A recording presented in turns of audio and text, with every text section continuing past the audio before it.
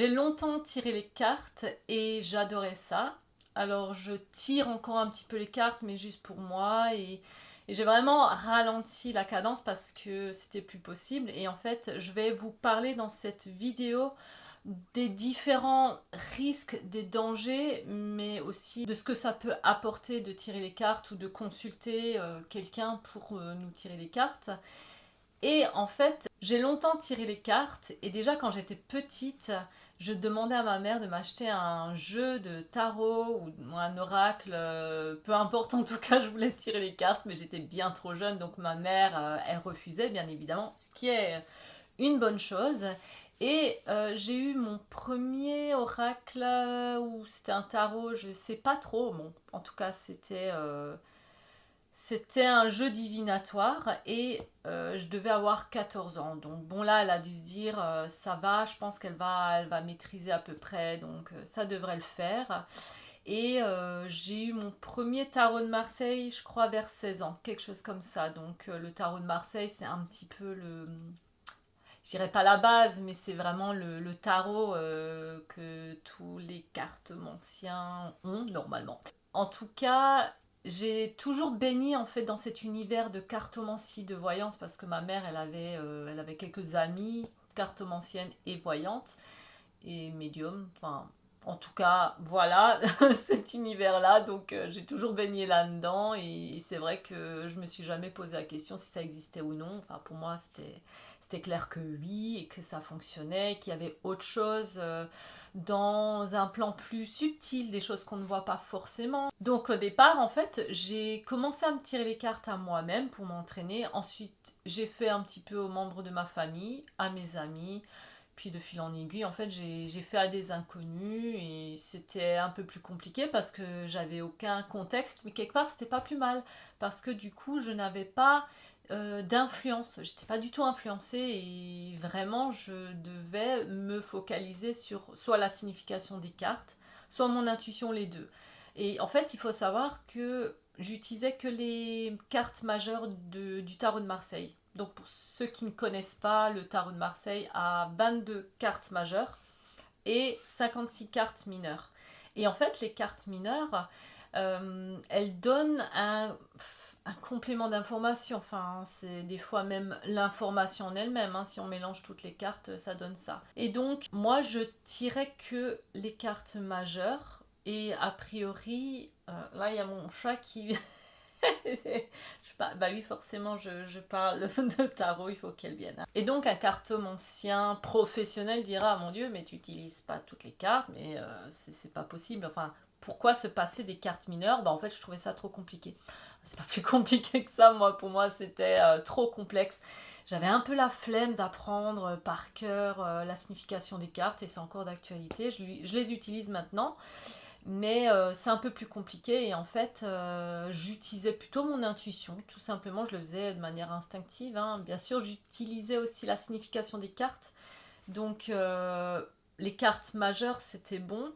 Mais j'y associais vraiment beaucoup mon intuition et de toute façon, je visais toujours juste. Et je me vante pas du tout, hein, parce que c'est ce que les gens me disaient, hein. Souvent même, ils revenaient des années après, ils me disaient, ah, tu te souviens ce que tu m'as dit? Ben non, en fait, je me souviens déjà pas 2 minutes après les avoir tirés, donc non, je me souviens pas ce que je t'ai dit il y a 2 ans.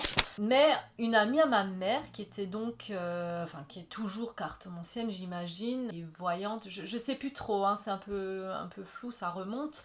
En tout cas, elle me disait, tu es trop jeune pour tirer les cartes, tu devrais faire attention. Bon, elle me mettait en garde quand même parce que c'est pas anodin. C'est vraiment pas anodin et elle me parlait déjà un peu des énergies, du fait de s'imprégner des énergies des autres. Et il faut arriver à gérer tout ça, quoi. C'est pas facile. Surtout, en fait, si on est intuitif, on est forcément un peu plus sensible que d'autres. En tout cas, j'imagine. Et donc, qui dit sensible dit bah, faire éponge. Et donc, en soi, il faut faire très attention.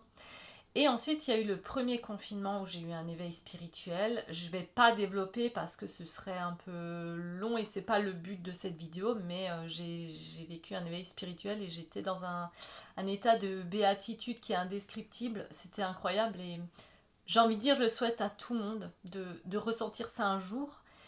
Le problème, c'est que après ce qui a suivi, ça a été trop, trop violent. En fait, je suis passée de super bien à ben, il y a eu trop de choses qui ont fait que ça n'allait pas quoi. Donc, j'étais pas préparée à ça. Voilà. C'est bien parce que ça me montre que on peut vivre, ressentir quelque chose d'aussi beau, d'aussi pur, d'aussi incroyable, mais on n'est pas forcément prêt à vivre ça, parce qu'il y a aussi la vie, il y a tout ce qu'il y a autour de nous. Voilà, bon, je ferme la parenthèse. Et donc, au premier confinement, des fois je dis j'étais perchée, mais en fait pour moi j'étais très connectée, plus que d'habitude. Et en fait, j'avais acheté plein d'oracles, plein de tarots. Je me suis reconnectée vraiment ça encore plus. Et vraiment, j'avais mon intuition qui était plus développée, j'avais des flashs, j'avais des choses comme ça, assez, assez fort. Et du coup, j'ai acheté des oracles, des tarots. Et donc là, j'en ai tout plein. Et j'adore, ils sont très bien, hein. Mais le fait est que j'ai tiré beaucoup plus les cartes. Aussi, il y a d'autres personnes. Ben, pareil, il y a des inconnus. Je tirais aussi les cartes pour le collectif. C'était la première fois que je faisais ça. Donc j'aimais bien. Après, le fait est que j'étais bien, je ressentais pas trop l'énergie négative, mais ça pouvait m'arriver de me sentir fatiguée, ou en tout cas je sentais qu'il y avait une énergie qui n'était pas la mienne, ou une lourdeur, voilà. Parce que justement quand on fait éponge, soit on est très fatigué après, soit on ressent une lourdeur, on ressent quelque chose de... Ouais, on a besoin de couper quoi. Donc ça, c'est parce qu'on n'a pas réussi soit à se protéger ou juste parce qu'on fait éponge et voilà, on est sensible. Donc c'est pas évident de se protéger de ça. Mais moi, comme j'étais très bien, j'ai l'impression que le fait d'être bien, d'être hyper ancré parce que je méditais, je m'ancrais, je faisais vraiment tout ça tous les jours. Mais en fait, je crois qu'en soi, ça me protégeait d'une certaine manière. Et puis quand du coup ça n'allait pas, ben soit je me reposais ou alors j'allais me balader dans la nature et c'était bon, en fait ça allait très bien. Mais tout ça pour dire que rien qu'en soi, tirer les cartes, c'est vraiment pas un jeu. On est en contact avec des énergies, donc rien que ça, il faut faire très attention. C'est pour ça aussi que j'ai plusieurs conseils à donner. Alors, je ne dis en aucun cas qu'il faut faire ce que je dis. Ce sont des conseils en fonction de ce que moi j'ai vécu, de ce que j'ai expérimenté, des erreurs que j'ai faites et de ce que j'ai compris. Après, j'ai pas la vérité absolue non plus, et puis il faut que ça résonne avec vous aussi, bien évidemment. Donc, premier conseil, ne pas tirer les cartes quand ça ne va pas. Donc, ce que je disais, hein, comme moi ça allait dans ma vie, forcément après ça allait aussi quand je tirais les cartes. Mais quand ça ne va pas, c'est vrai que souvent on a envie de se tirer les cartes. Là, je parle vraiment de, par exemple, se tirer les cartes à soi ou à quelqu'un, hein. Et en fait, si on se tire les cartes à soi-même quand on n'est pas bien, soit le résultat, enfin la réponse, elle sera très floue, très vague, donc ça va encore plus nous frustrer, ou soit ça aura une tendance plus négative. En fait, il faut savoir que quand on tire les cartes, la réponse n'est jamais une réponse définitive parce qu'on est maître de notre vie. C'est nous qui choisissons ce qu'on fait la plupart du temps, en fait. Après, ça, c'est peut-être aussi des croyances. Certains, ils pensent vraiment que non, en fait, on contrôle rien. Ça dépend. Je pense qu'il y a un peu différentes choses. Il y a effectivement des choses qu'on ne maîtrise pas forcément, mais les choix, on les fait quand même dans notre vie. Voilà, on choisit qui on fréquente, on choisit où on va travailler. Quelque part, on le choisit. Et donc, la réponse, elle sera plus négative parce qu'on dégage déjà une énergie négative. Par exemple, si on demande, tiens, est-ce que je vais travailler dans telle et telle entreprise ou dans tel et tel domaine, je ne sais pas. Mais admettons qu'au moment où on tire les cartes, on n'a pas du tout confiance en soi, on n'a aucun espoir, on est ultra négatif, on se dit, oh, de toute façon, qui me prendrait, enfin, souvent, on se dit pas ça vraiment consciemment, mais on le ressent comme ça, hein. C'est l'énergie qu'on dégage en fait. Et donc, si on est dans cet état d'esprit, la réponse, elle aura plus tendance effectivement à être négative parce que ben, si on n'y croit pas nous-mêmes ou si on est négatif nous-mêmes, il y a peu de chances que la réponse soit positive. Et ça, c'est vraiment de toute façon comme ça dans la vie, hein. Peut-être vous l'aurez déjà remarqué, mais quand vous êtes fatigué, vous êtes déprimé, vous avez l'impression qu'il n'y a rien qui va en fait. Et quand vous êtes, je sais pas, admettons, vous tombez amoureux de quelqu'un, ça c'est un peu l'exemple, mais on tombe amoureux et genre d'un coup tout va bien, même les trucs qui nous en qui nous enquiquinent, ben même ça, on s'en fout, voilà. C'est vrai que c'est un peu pareil, voilà, avec les cartes, il faut être quand même dans un bon état d'esprit, au moins un état d'esprit neutre, donc c'est-à-dire ne pas être fatigué, ne pas être déprimé, ne pas être ultra stressé, donc bien se recentrer avant et être bien en fait, pour pouvoir bien tirer les cartes et avoir une réponse la plus fiable possible. Deuxième conseil, ne pas faire appel à n'importe quelle entité ou énergie extérieure pour nous protéger quand on fait un tirage. Alors, ça dépend. Tout le monde ne le fait pas, mais ça peut arriver que avant de tirer les cartes, on va se dire tiens, je vais me mettre dans une bulle et je vais demander à ce qu'on me protège. Ok, jusque-là, tout va bien, il n'y a pas de souci. Moi, je le faisais.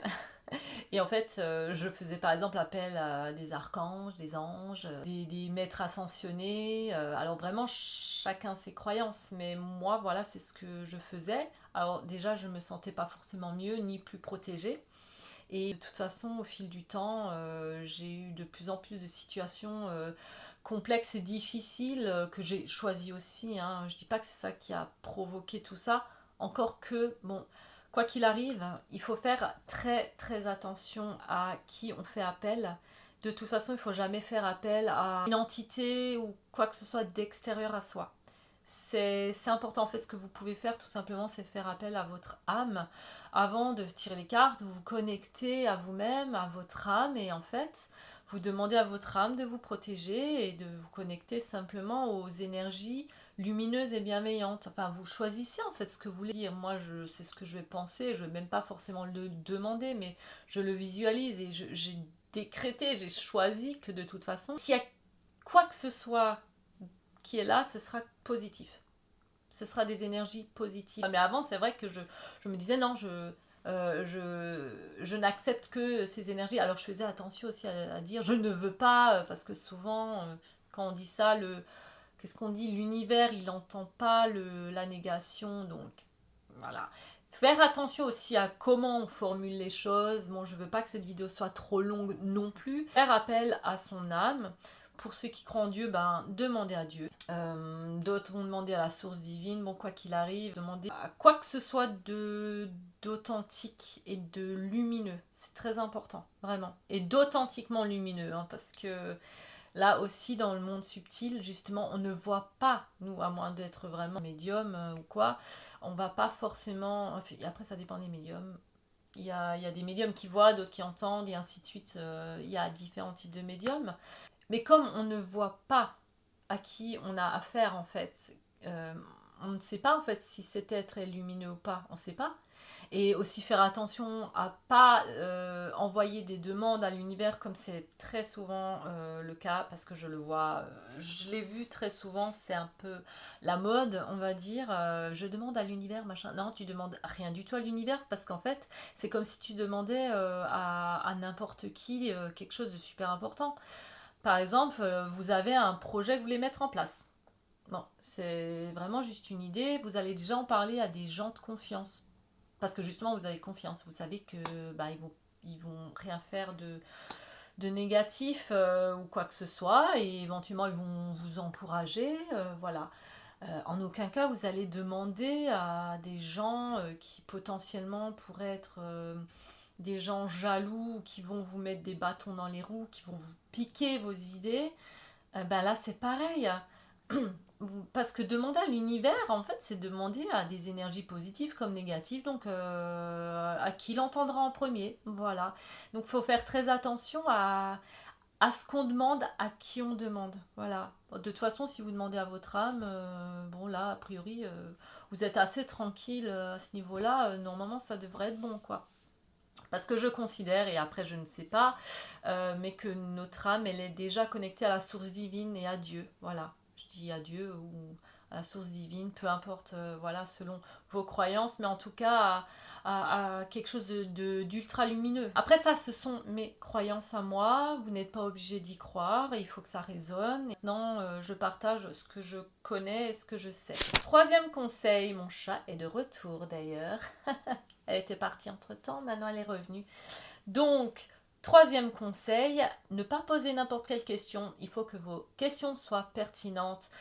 C'est-à-dire qu'il ne faut pas poser des questions qui soient futiles, qui soient juste par curiosité ou qui concernent quelqu'un, demander pour quelqu'un. Jamais faire ça en fait. Vous n'allez pas poser des questions pour quelqu'un sans lui avoir demandé son avis en premier lieu. C'est juste du respect en fait. Sinon, ce sera un peu du voyeurisme. Voilà, c'est la vie privée des gens et on s'en mêle pas, même si c'est des gens qu'on aime. Alors, c'est mieux de demander à la personne, écoute, est-ce que je peux tirer les cartes pour toi? Est-ce que je peux demander tel et tel médium ou voyante pour toi? Et si la personne dit oui, ok, là vous pouvez. Mais si la personne dit non, je préfère pas, alors faut pas le faire, hein. Voilà, il faut vraiment son accord, ça c'est super important. Et puis vos questions doivent vraiment être des questions qui attendent des réponses qui vont vous permettre d'avancer dans la vie, en fait, de vous guider. Les tarots, pour moi, les tarots, les cartes, la cartomancie, la voyance, tout ça, c'est censé être une guidance. Voilà, c'est censé vous guider. Et c'est pas censé juste assouvir votre curiosité. Ce n'est pas correct de faire ça. On se mêle pas de la vie des autres et puis surtout on pose pas des questions qui n'ont pas réellement d'importance. Il faut vraiment que ce soit une question parce que vous êtes dans le flou, vous avez vraiment besoin d'une guidance, vous avez besoin d'une réponse. Là, il n'y a pas de souci et voilà. C'est important de poser les bonnes questions. Quatrième conseil, ne pas dépendre des voyantes, des médiums, des cartomanciens. En tout cas, ne pas dépendre de ce qu'ils disent. Ne faites pas des choix en fonction de ce qu'ils ont dit. Surtout pas. Alors, ça ne veut pas dire que vous ne devez pas les écouter. Encore une fois, moi, je trouve que c'est une bonne guidance, mais vous restez maître de votre vie. C'est vraiment important, en fait, de retenir ça. Et d'ailleurs, je le disais très souvent, qu'on ne doit pas dépendre que de ça et qu'on reste maître de notre vie. Donc je le disais très souvent aux gens avant de tirer les cartes, voilà ce que je vais te dire, tu en fais ce que tu veux, mais surtout ne dépende pas de ça, fais tes choix, les choix qui résonnent le plus en toi. En fait, j'ai un exemple. Moi, j'allais, alors pas trop souvent, mais j'ai consulté quelques médiums, voyantes, cartomanciennes, et en fait, la plupart voyaient bien le passé, le présent, et la plupart, je ne sais pas pourquoi, le futur, elles étaient à côté de la plaque. Et je pense que c'est en partie parce que j'en faisais qu'à ma tête. Je restais maître de mes choix. Je choisissais ce qui résonnait à ce moment-là, en fait. Voilà, parce qu'en fait, on évolue et on change. Puis des fois, on change d'avis aussi.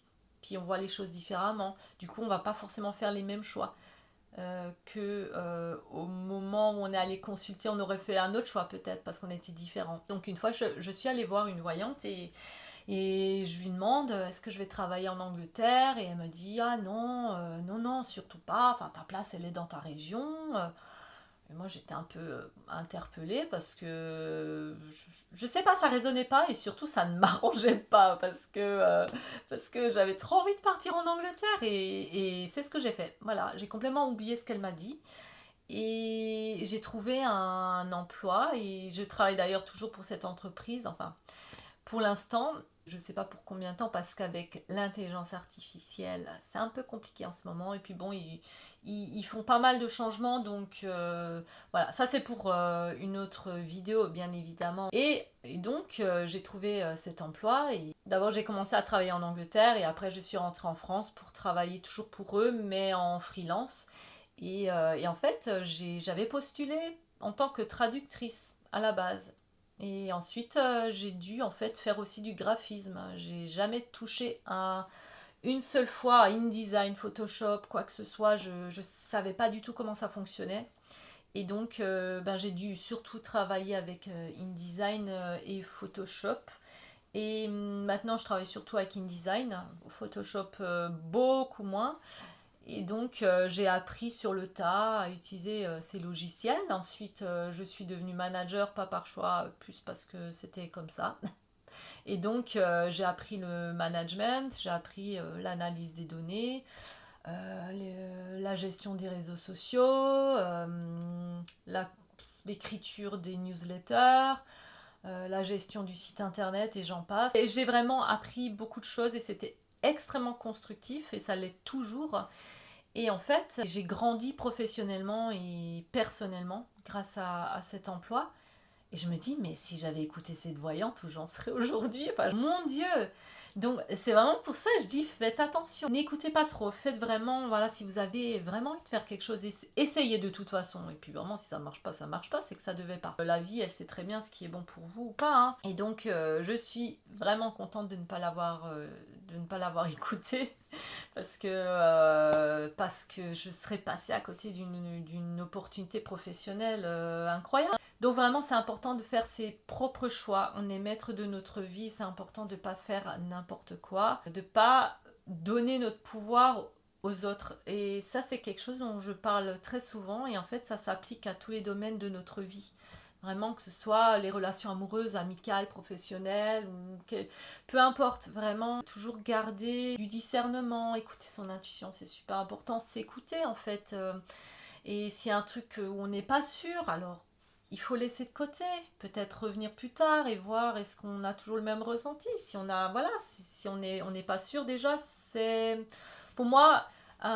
Si c'est peut-être, c'est que c'est déjà plus non que oui. Bon, après, ça dépend, hein, mais quand on est vraiment sûr de quelque chose, on le sent, on le sait, c'est comme ça, quoi.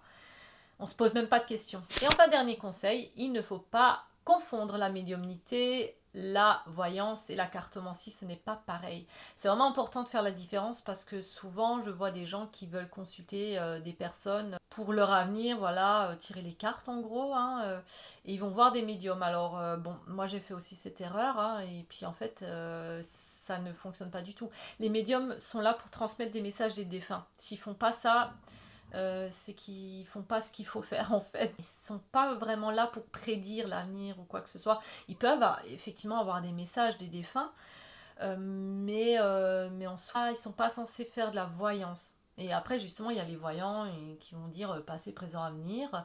Et souvent, ils vont utiliser d'ailleurs des cartes. Les médiums aussi, ils peuvent utiliser les cartes, mais c'est plus comment dire, un support pour mieux canaliser l'énergie. Et ensuite, il y a les cartomanciens qui tirent les cartes et eux, ils vont effectivement pouvoir vous dire le passé, le présent, le futur. Ils vont peut-être aussi être là pour faire une guidance. Quoi qu'il arrive, ce sont trois choses bien différentes. Donc c'est vrai que selon ce qu'on souhaite, on va pas forcément faire appel à la même personne. Voilà, en tout cas, j'espère que cette vidéo vous aura plu. Je vous remercie de m'avoir regardé. Je vous dis à très bientôt dans une nouvelle vidéo. Ciao!